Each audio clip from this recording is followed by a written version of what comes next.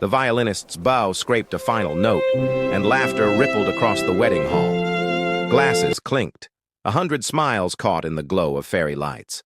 But Emma's fingers wouldn't stop trembling around her champagne flute. She shouldn't have come. She sat at the back table, the one near the exit where no one would notice her leave early. The soft hum of conversation didn't drown out the echo in her chest, the murmur of past heartbreak, the years she had tried to bury. She smoothed the hem of her emerald dress, wishing she'd chosen something less noticeable. "Excuse me, is this seat taken?" Her head jerked up. Standing over her with that sharp, composed face she'd seen only in boardroom meetings was him, Nathaniel Grant, her CEO, the youngest in the company's history, the man who never spoke more words than necessary, whose approval could change careers. She swallowed before answering. "No, it's all yours, sir." He smiled briefly, sitting beside her. "Don't call me sir tonight. Nathaniel is fine." The words were casual, but his eyes, they weren't. They carried a flicker of intrigue, a shadow that lingered too long. Emma nodded, not trusting herself to speak. Her pulse quickened. She'd seen him at the head table earlier, surrounded by dignitaries, models, shareholders. What was he doing here, sitting next to her? He leaned closer, lowering his voice near her ear. "I need a favor." She blinked. "A favor?" "Yes. Pretend—" His breath touched her temple. "Pretend I'm your husband tonight." The air froze. "What?" she whispered, her voice cracking with disbelief. He glanced around. His usual control seemed uncharacteristically fractured, but there was tension in his jaw, something personal and urgent. "Just go with it. Someone is watching." Before she could reply, a woman approached, stunning, poised, her presence like perfume before she spoke. "Nathaniel." The way she said his name wasn't polite. It was territorial. "Vanessa," Nathaniel greeted, his tone flat. Vanessa's gaze darted to Emma, scanning her dress, her hands, the faint ring mark that had never quite faded. "And this must be—" Nathaniel slipped his arm around Emma's shoulder before she could breathe. "My wife." Emma's spine went rigid. Vanessa's mascaraed eyes widened, a perfect mixture of disbelief and venom. "Oh, so that's why you never returned my calls?" Vanessa sneered faintly. "Congratulations. She's, ordinary." Nathaniel only smiled. "Nah, ordinary has a way of staying real." When Vanessa stalked off, the table shivered with tension that Emma didn't know how to name. "What was that about?" she hissed. "Business," he said dryly. "Complicated business. You dragged me into it." "Yes, and you saved me, whether you realize it or not." He leaned back, watching her. For a moment, his face softened. "You did well." "I lied," she said under her breath. "So did I. For years." Something flickered behind his eyes before he turned away, his mask snapping back into place. The dinner plates were cleared, and music filled the air again. Emma tried to collect herself, but she could feel people's stares, whispers creeping across tables. To them, she wasn't the single mother from HR anymore. She was the mysterious woman sitting beside the CEO, his supposed wife. "Why me?" she finally asked. Nathaniel exhaled slowly.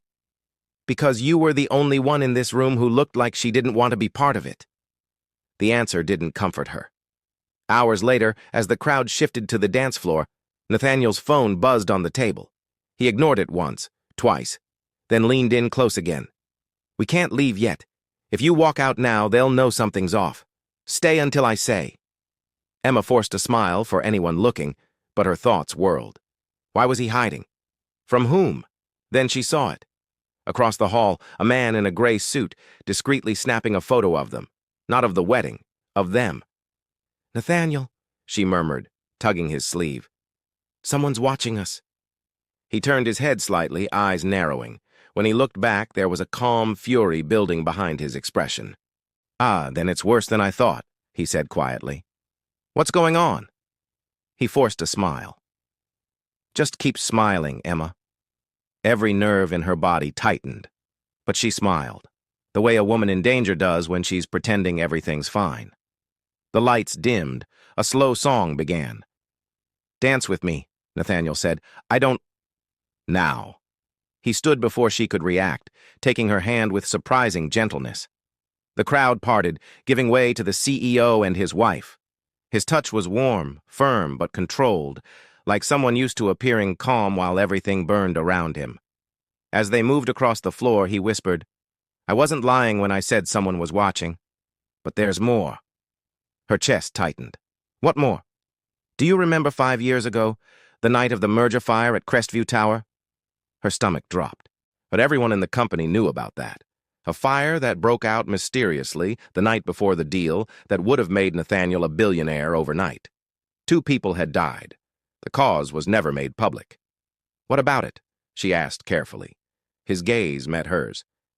"It wasn't an accident." A chill ran down her back. He looked away briefly, then whispered, "One of the men who died was my brother." She froze mid-step. Nathaniel, I didn't know. No one was supposed to." The music faded into applause, but her ears rang with the sound of secrets cracking open. He guided her off the dance floor, his composure perfectly intact for the crowd. But the tremor in his hand didn't escape her notice. "Why are you telling me this?" "Because," he said quietly, "you're already involved. That man in the gray suit? He works for someone who wants to destroy me. And now they've seen your face." She tried to breathe, but the air wouldn't come easily. "Who are they?" "I used to think they were competitors. Now I know better." His voice dropped. "They're family." The word carried more weight than it should have. Emma's hands trembled again as she gripped the edge of the table. She wanted to walk away, to erase herself from whatever storm this was, but his next words rooted her in place. "If they knew who you really were," he said, his tone suddenly haunted, "they'd already have come for you." "What are you talking about?" she snapped. His gaze softened. "You think I didn't recognize you, Emma? I know what you did that night." Her heart nearly stopped. The murmuring crowd, the laughter, the glittering lights, they all blurred around her as if fading into darkness. How do you know about that?" she whispered, her voice barely holding. "Because I was there too." Emma's breath caught in her throat. For a split second, she forgot where they were. The laughter, the music, all of it melted into a cold, pulsing silence. "You were there?" she whispered, every syllable trembling. Nathaniel didn't answer immediately. His jaw worked, like he was forcing himself not to say more. "You remember the fire," he said quietly, "but you don't remember me." Her veins iced over. It felt like he'd just peeled open a scar she'd tried to keep bandaged for years. She looked away. "You don't know what you're talking about." His hand caught hers under the table, firm but not threatening. "Don't lie to me, Emma. I saw you. That night. Crestview Tower, floor 19, at 11:43. I saw you run." The words hit her harder than a slap. For years, she'd told herself the cameras were destroyed, that no one would ever connect her to it. She was just in the wrong place at the wrong time. At least that's what she told herself when the nightmares came. She'd been cleaning out her late husband's files that night, ones tied to the very same merger Nathaniel's company was pursuing. And then the smoke, the alarms, her husband's voice, and silence. She yanked her hand free. "You don't know what you saw." His voice softened. "I know loss when I see it, and guilt." "Stop." "Emma, stop," she snapped, the word too sharp, too loud. Heads turned at nearby tables. She forced a smile, pretending it was laughter, brushing invisible crumbs from her lap. But the mask stayed, for now. Nathaniel leaned closer again, his whisper barely audible. "We can't talk here. They're still watching." "Then maybe you shouldn't have dragged me into this." "Maybe," he admitted. "But I had no choice." He stood abruptly and disappeared into the crowd, leaving her stranded beneath the swaying lights. Emma exhaled shakily. Her pulse thudded so loudly she could barely hear the next song begin. She needed air. She rose and headed toward the terrace doors. Outside, the night air bit at her cheeks. The garden glittered with fairy lights. For once, she allowed herself to close her eyes, until a low voice cut through the quiet. "Mrs. Grant, is it?" Her eyes snapped open. The man in the gray suit. The one who'd been taking photos. "Who are you?" He smiled faintly, polite but empty. "Just a friend of the family. You left quite an impression tonight." Her stomach dropped. She took a step back, but he mirrored it forward. "I don't know what you're talking about," she said. "I think you do," he murmured. "The CEO may fool some people, but not everyone. You see, people like Nathaniel don't marry without a reason. They don't lie without motive. And they don't protect strangers." He leaned closer. "Unless those strangers have something he wants." Her throat tightened. "What does he want from me?" The man's smirk widened. "The same thing I do. The truth." He slipped a small card into her hand before walking away. When she turned it over, 3 words were printed in embossed silver. "You can't hide." Her hand shook as she shoved the card into her purse and hurried back inside. But Nathaniel was gone.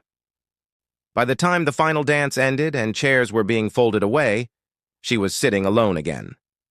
The fairy lights flickered as if mocking her, back to being invisible. Her phone buzzed. A message from an unknown number. "You shouldn't have left the terrace so fast." She stood up immediately, scanning the room. No gray suit, no Nathaniel. Just shadows. Her hands trembled as she grabbed her coat and rushed out into the parking lot. She drove home half-blind, replaying every word, every look. "If they knew who you really were." His warning echoed like a curse. When she pulled into her driveway, she noticed another car parked across the street. Dark, engine off, headlights dim. Her heart skittered. She hurried inside, locking every door behind her.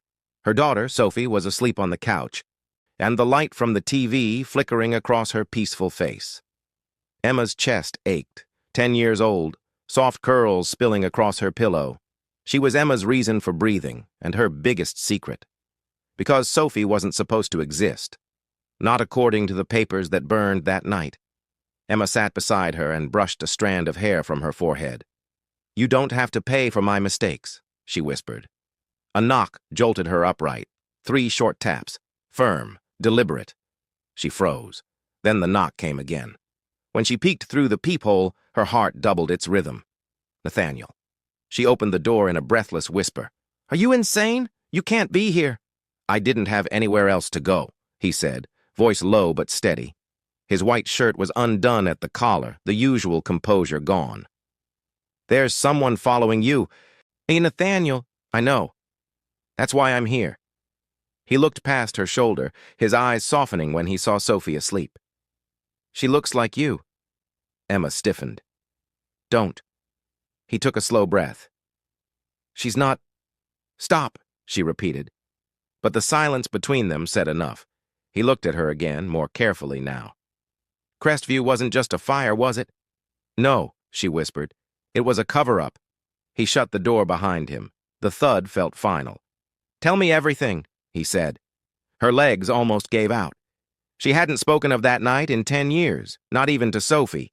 But staring at Nathaniel now, something about the rawness in his eyes, like he'd already lived through every kind of loss, broke something open inside her. "My husband Daniel worked for your brother's firm," she began, her voice thin with memory. "He found out the merger was dirty, that someone was laundering money through fake subsidiaries tied to the deal. He tried to stop it. He thought your brother would help." She blinked back tears. "But your brother didn't know. Someone higher up ordered the fire to erase the evidence before it reached the press. Daniel was inside when it happened. So was your brother." Nathaniel's face paled. He sank onto her couch like the air had been punched out of him. "Who?" he asked. "Who ordered it?" She hesitated.